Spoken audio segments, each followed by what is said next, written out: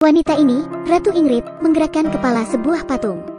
Dan tiba-tiba, tepat di tengah lemari, sebuah pintu rahasia muncul.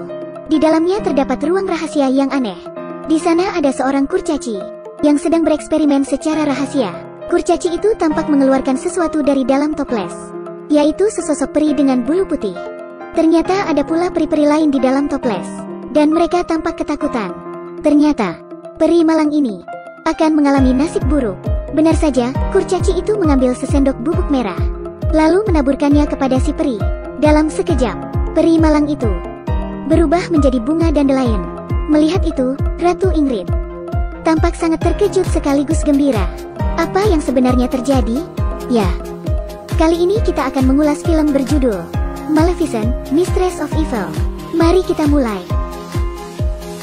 Diceritakan, di sebuah hutan misterius, ada sebuah tempat yang disebut Kerajaan Mor.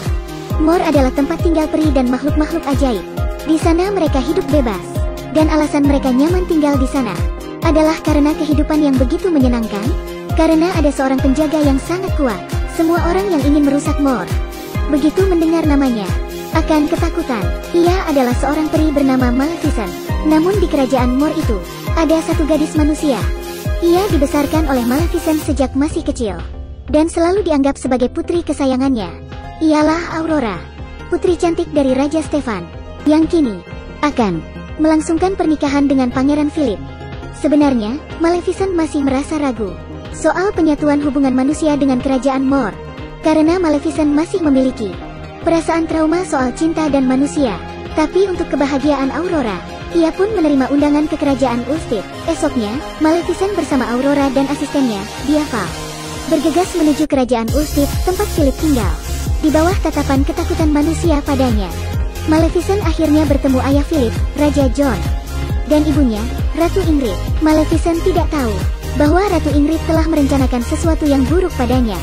Malam itu, Maleficent berpakaian dengan indah dan sangat sopan. Tapi itu tidak cukup bagi Ratu Ingrid. Ia sengaja menyajikan menu daging burung, dan alat makannya dibuat dari besi, benda yang paling ditakuti peri. Tiba-tiba, kucing ratu pun sudah siap menyerang Diaval. Akhirnya Maleficent pun tahu bahwa manusia memang tidak ingin berdamai dengan kerajaan Mor. Aurora pun segera menenangkan Maleficent. Pertemuan itu sungguh kacau, dan dalam sekejap, betul saja, Ratu Ingrid mulai memanfaatkan suasana. Kata-katanya menjadi lebih tajam. Ia berkata bahwa Aurora akan menjadi putrinya, dan bukan lagi putri seorang iblis. Mendengar itu, akhirnya Maleficent benar-benar marah. Dia berdiri penuh geram, dan tiba-tiba seluruh istana menjadi gelap. Maleficent melebarkan sayapnya, kemudian meningkatkan kekuatannya. Melihat itu, Ratu Ingrid segera memerintahkan prajurit untuk menyerangnya. Tapi manusia yang hendak menyerang Maleficent sepertinya sangat mudah ditumbangkan olehnya. Di saat yang sama, tiba-tiba saja Raja John kesakitan. Ia langsung jatuh ke tanah tak sadarkan diri. Konspirasi Ratu Ingrid pun dimulai. Ia segera menuduh bahwa Maleficent telah mengutuk Raja John. Mendengar itu, Aurora akhirnya mulai meragukan Maleficent. Saat itulah Maleficent tahu, tak peduli bagaimanapun penjelasannya, Aurora tidak akan kembali ke Mor bersamanya. Dan Maleficent pun tidak bisa berlama-lama di situ. Dalam keputusasaannya, Maleficent dan Diaval akhirnya memecahkan jendela dan terbang keluar bersama dari istana. Namun ternyata, tentara Ratu Ingrid, Gerda, sudah menyiapkan senjata. Ia menunggu lama di puncak kastil untuk membidik Maleficent dengan sebuah manik besi. Maleficent pun terkena bidikan itu, dan langsung jatuh ke dalam perairan. Namun tentu saja, Maleficent tidak mati. Ketika ia sadar, ia menemukan dirinya tengah berbaring di sebuah sarang burung yang besar. Dan saat melihat ke bawah, lukanya juga telah dibalut. Maleficent lalu menahan rasa sakitnya untuk berjalan ke arah pintu masuk. Maleficent tampak ragu, namun ia memutuskan untuk pergi. Akhirnya Maleficent terjun ke bawah untuk terbang, mengikuti ujung pintu itu. Namun saat sampai di ujungnya, Maleficent benar-benar terpana oleh pemandangan di sana. Ia melihat seorang gadis kecil dengan sayap, melompat-lompat, lalu terjun dari tebing. Dan pada saat si gadis itu akan mendarat, ia tiba-tiba melebarkan sayapnya dan melambung ke langit dalam sekejap. Lalu ia terbang bebas di udara dengan indah. Jadi, mereka adalah peri gelap, ras yang juga dimiliki Maleficent. Selanjutnya, adegan memperlihatkan seorang peri lelaki bernama Conall Diceritakan, Konoul sedang memberitahu sejarah peri kepada Maleficent. Konoul adalah pemimpin para peri.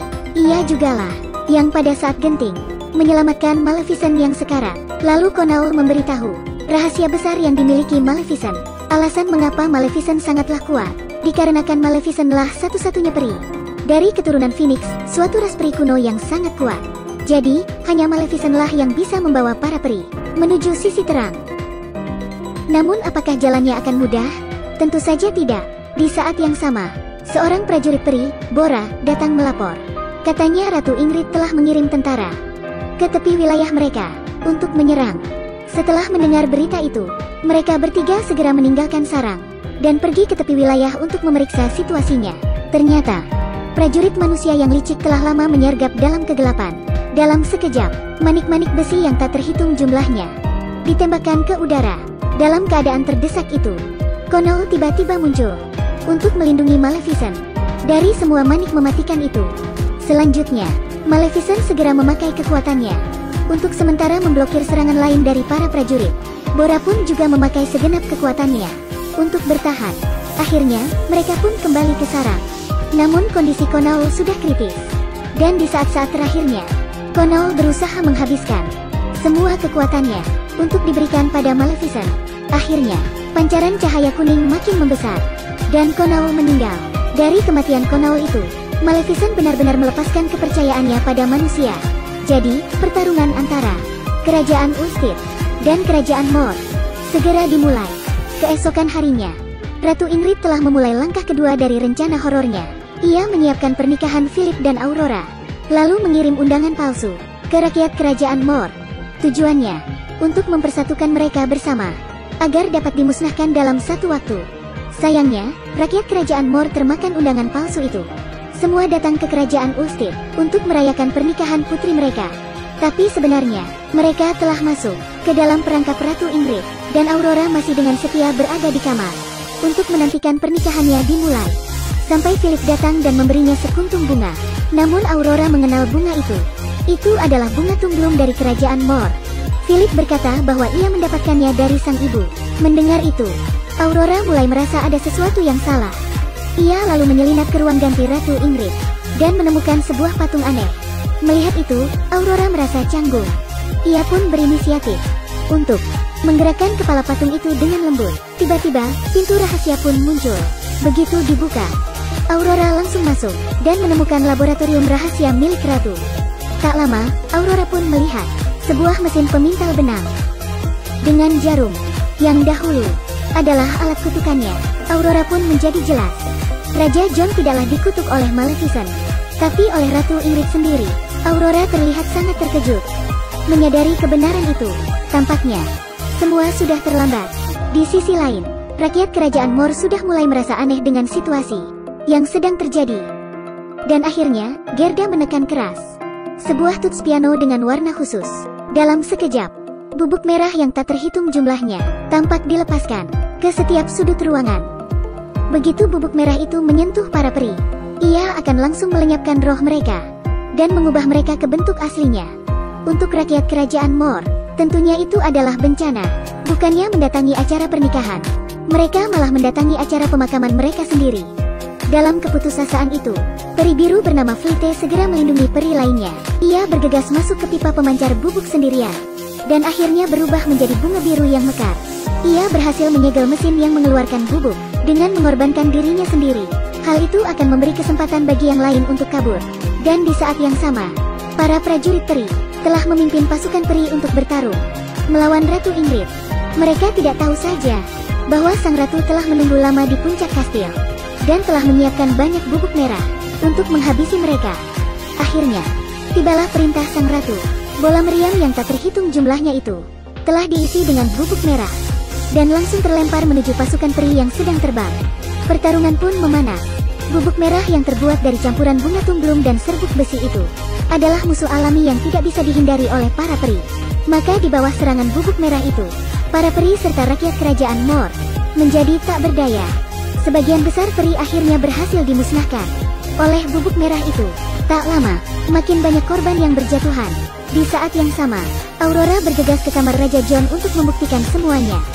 Ia langsung memberitahu Philip apa yang sebenarnya terjadi. Mengetahui bahwa dalang dibalik semua itu ternyata adalah ibunya sendiri. Philip segera menemui ibunya dengan marah. Ia memohon agar sang ibu menghentikan pembantaian itu. Tapi hati Ratu Ingrid sangatlah dingin. Bagaimanapun, ia tetap ingin menghabisi semua rakyat kerajaan Mor. Sehingga pembantaian kejam itu masih berlanjut. Bahkan asisten Maleficent, Diaval, yang biasanya kuat, tampak dapat dengan mudah dilumpuhkan.